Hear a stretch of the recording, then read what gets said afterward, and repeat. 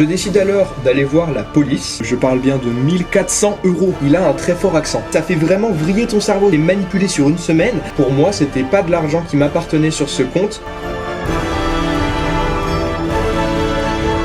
Bonjour à tous, j'espère que vous allez bien et aujourd'hui on se retrouve pour parler d'une histoire qui m'est arrivée. Ça a commencé en septembre dernier, je m'étais plutôt bien adapté à la nouvelle vie étudiante, je me suis dit que j'avais la place de caler un job étudiant dedans. Du coup je me suis mis à faire des recherches sur plusieurs sites, je vais pas nommer le site ici parce que je pense que ça peut arriver sur vraiment n'importe quel site, donc faites attention partout. Et sur ce site en fait ils ont une dynamique qui fonctionne à la frustration, c'est-à-dire que ils te montrent des choses que tu aurais pu avoir et que tu n'as pas eu parce que tu n'as pas été assez rapide. Et évidemment, il y a un abonnement qui permet d'être averti beaucoup plus rapidement. Et je tombe sur une annonce de babysitting qui n'a pas encore eu de réponse. Ça veut dire que je suis le premier dessus. Donc là, il y a tout plein d'émotions qui arrivent. Il y avait beaucoup de frustration, donc là, je suis très content de tomber sur quelque chose qui n'a pas déjà été répondu. Deuxièmement, le fait que ça soit du babysitting, que ça me correspondait quelque part. Et troisièmement, on y arrive, le salaire qui était de 500 € pour un mois de babysitting. C'est quand même un bon salaire, c'est quand même une somme qui a ses conséquences et du coup voilà, il y a ces trois choses qui ont fait qu'à ce moment-là, j'ai eu un flash dans les yeux. Je commence du coup à entamer la discussion avec cette personne, mais avant il faut que je vous précise que normalement il y a un chat à l'intérieur de cette application. Ici la personne, elle a demandé directement à ce qu'on la contacte par mail. Alors ça peut s'expliquer tout simplement par le fait que cette application demande une contribution, donc ça permet de sortir du système. Ou tout simplement de m'emmener vers un terrain où ça sera beaucoup plus facile de me manipuler et ça sera sûrement beaucoup moins surveillé. Je passe sur les mails, donc je parle avec cette personne qu'on va appeler Alexandra, elle a 2 enfants et elle me dit qu'actuellement elle est en Italie avec son mari et qu'elle va rentrer pour le début du mois d'octobre et qu'elle aurait besoin d'un babysitter pour ces week-ends puisqu'elle ne pourra pas être présente. Les points bizarres c'est quoi? C'est le petit compteur qui va s'afficher juste ici et qui va vous permettre de voir le nombre de fois où j'aurais dû tilter, où j'aurais pu tilter, mais que je ne l'ai pas fait. Le fait qu'elles sont en Italie à l'heure actuelle, je pense qu'on peut le compter dedans quand même dans points bizarres, c'est rajouté. Du coup, on échange par le mail. Je lui explique ma formation, que moi j'ai déjà pris en charge des enfants. Elle a beaucoup insisté sur la peur que je la lâche au dernier moment et que du coup elle se retrouve dans une position un peu indélicate, sans babysitter. On voit déjà qu'il y a une sorte de volonté de créer un lien, dans le sens où moi je vais dire non, je vais pas vous lâcher au dernier moment, et on a envie de prouver à ce futur employeur que on vaut le coup, vraiment. Elle me précise que le salaire, il sera déclaré, et elle tient vraiment à le préciser. Elle me dit vraiment, moi je veux que ça soit carré. Déjà ça, c'est un point qui met en confiance. Le fait de dire ok, on établit un contrat et on fait les choses, on se pose, ça donne un climat de confiance. Voilà. Ensuite elle me demande s'il y a moyen qu'on passe sur WhatsApp parce qu'elle trouve que les mails c'est un petit peu lent, un petit peu long, et donc on passe sur WhatsApp. À ce moment-là, Alexandra m'envoie les photos des enfants, je constate qu'ils sont à Londres, donc je me fais une idée quand même assez riche, assez élitiste de cette famille qui déjà tout simplement peut se permettre d'aller à Londres avec ses enfants, ensuite se retrouve en Italie à l'heure actuelle, me propose de faire un contrat et par la suite vous le verrez a un expert comptable à son service. Donc je me fais une idée très élitiste, très carrée de cette dame. Et là commence un truc, c'est que elle me fait des compliments, elle instaure une sorte d'atmosphère qui n'est pas du tout professionnelle. Je reçois des emojis bisous cœur que je vous mets juste ici. Ça, c'est bizarre, donc on va rajouter un point ici, ça c'est très bizarre. Il y a des gens, c'est leur accent, c'est leur manière de ponctuer leurs phrases si vous voulez, et donc même si j'ai trouvé ça très bizarre, je l'ai quand même accepté. Et vous allez voir que des choses bizarres mais que j'ai accepté quand même, il y en a moult. Rajoutons à ça qu'il y a certaines de ces tournures sur WhatsApp qui sont vraiment très étranges. Déjà ça fait pas professionnel, et en plus, des fois j'ai des petits tics, genre c'est bizarre quand même comment c'est dit là. Je vous mets des extraits ici, voilà, vous pouvez constater que c'est un petit peu étrange. Bon, il y a d'autres échanges, mais vous passe les trucs qui sont techniques et inintéressants parce que nous, ce qu'on veut, c'est l'histoire principale. Non mais oh là. On peut noter aussi le fait que je lui ai demandé à plusieurs reprises où est-ce qu'elle habitait et qu'à chaque fois, elle a réussi à éluder la réponse en apportant de nouveaux éléments. Arrive un moment où elle me dit « Écoutez, nous sommes en Italie actuellement, voilà. » Elle avait pas du tout cette voix-là, étant donné que je ne l'ai jamais entendue.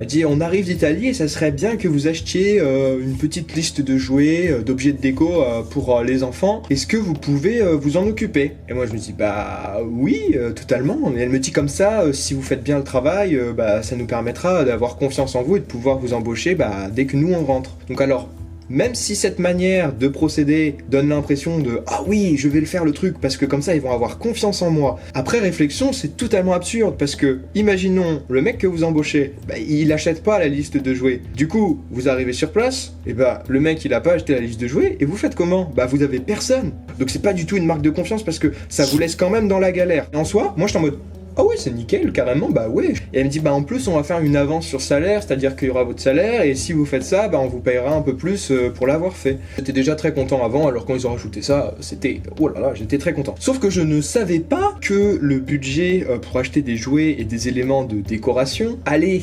atteindre 1400 €. Oui, je parle bien de 1400 €. À partir de là, mon idée élitiste, si vous vous en rappelez, mon idée un petit peu riche de cette famille, clairement elle est confirmée. Clairement, je suis là et je me dis ah d'accord, ok. Alors du coup, je suis déjà en train dans ma tête de réfléchir à comment brain le truc pour pouvoir un peu avoir des avantages de cette utilisation. Je me dis par exemple, si je dois aller acheter des jeux vidéo, je vais prendre une carte de fidélité et puis comme ça va me balancer plein de points dessus. J'étais déjà en train de truander, c'est fou. Et c'est pas eux qui se sont fait avoir, je vous spoil. Et au moment où on commence à me parler du coup de ces 1500 €, 1400 pour les jouets et 100 € pour tout simplement mon avance sur salaire qui se rajoutera exactement du coup sur mon salaire. À ce moment-là, Alexandra, elle introduit un nouveau personnage dans l'histoire, waouh, c'est incroyable, qui est son expert comptable. Elle me dit qu'elle va pas gérer ça et que les transactions, tout ce qui est financier, c'est son expert comptable qui gère. Elle me met en relation avec lui en me disant qu'il va m'appeler pour qu'il règle toutes les difficultés liées à la transaction d'argent. Ok, très bien. Encore un truc qui aurait dû me faire tilter, en passant le numéro de l'expert comptable à un ami, il a pu vérifier en quelques clics qu'il était bien dans une base de données d'arnaqueurs potentiels. Ce qui veut dire que là, j'aurais pu avoir la certitude que j'étais dans une très grosse galère. Je vous mets d'ailleurs cette base de données juste ici si vous en avez un jour besoin. Il m'appelle et donc cet expert comptable, il a un très fort accent. Alors, dans ma tête, c'était comme ça. Je me suis dit, oula, il a quand même un accent africain très prononcé. Et de l'autre, je me suis fait, oui, mais pourquoi un expert comptable n'aurait pas le droit d'avoir un accent africain ? Oui, c'est vrai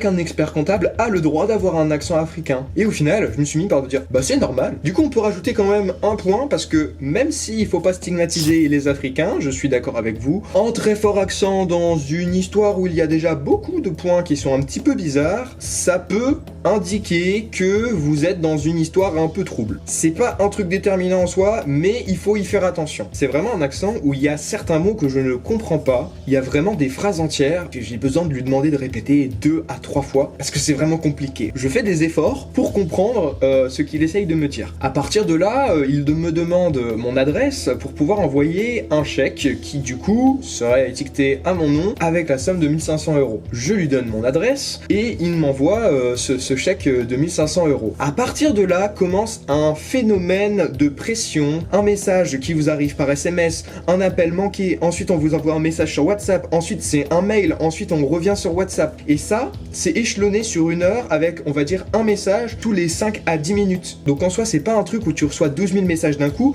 mais comme c'est échelonné, ça te rappelle et ça fait vraiment vriller ton cerveau. Ça fait que du coup, même si t'avais pas prévu d'aller à ta boîte aux lettres, tu vas quand même vérifier à l'heure où le facteur il arrive. Ce système de pression, c'est exactement le même qui arrive plusieurs fois dans cette histoire. Cette fois-ci, ils ont mis la pression pour que j'aille chercher à ma boîte aux lettres ce chèque. Ils ont mis la pression alors que des fois, le facteur était pas encore passé. Je ne pouvais pas accélérer la vitesse de la poste. Je reçois le chèque et du coup, première chose que je fais, j'envoie un message à l'expert comptable et ensuite à sa patronne, donc Alexandra, pour dire que j'ai bien reçu le chèque. Il se passe à peu près 2 à 3 minutes avant que je reçois l'appel de l'expert comptable qui me dit c'est bon, vous avez bien reçu le chèque. Et écoutez, maintenant, il faut aller à la banque le déposer le plus rapidement possible pour qu'il soit le plus rapidement crédité sur votre compte. Et effectivement, octobre arrivait très rapidement. On va dire qu'il s'était pris un peu à la dernière minute, mais j'avais pas tilté que ça arrivait assez vite octobre et qu'à ce moment-là, on était vraiment fin septembre. Et donc après fin septembre, il se passe quoi ?